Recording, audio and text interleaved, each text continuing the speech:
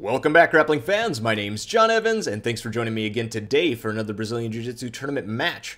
I am so sorry I have not put out a video in the past week and a half. Been having some crazy technical issues, and no, not Jiu-Jitsu related. How dare you question my technique?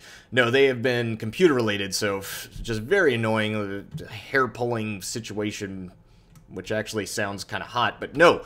This has been very frustrating, and I'm so sorry. So we should be back on schedule. I think I have everything ironed out. So thanks for sitting tight, and we will be bringing you many more breakdowns very shortly. Hopefully this will be the first of many. So thanks again. Also, a lot of stuff's been going on over the past week in Jiu-Jitsu. ADCC 2013 happened. That was a thing, and that was crazy. The live stream was a complete debacle, costing around $60 for all three mats, and you had to watch all three mats, otherwise you would miss a whole division.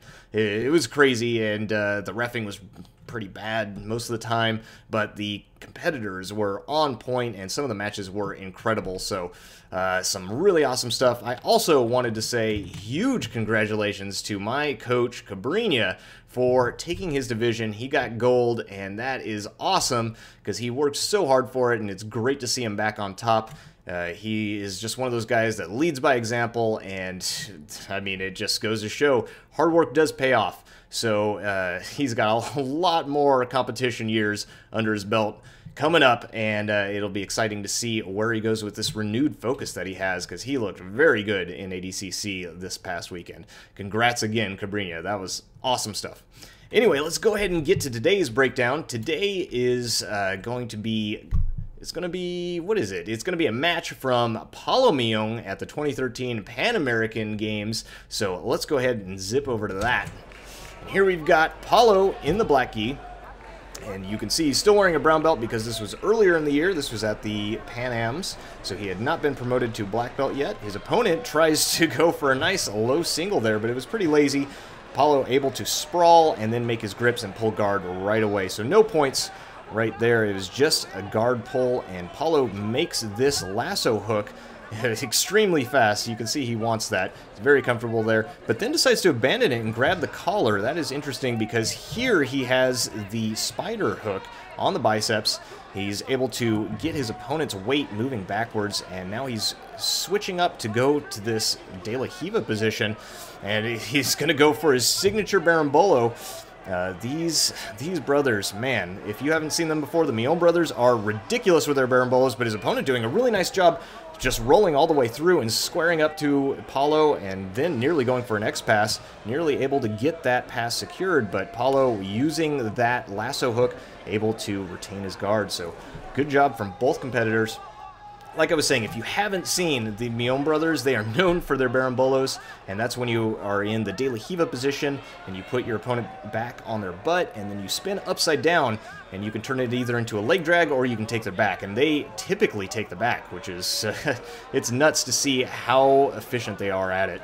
Here, he is still grabbing this collar with one spider hook, and he tried to make an overhook there, but he elevates his opponent over him, trying to mess with his opponent's weight.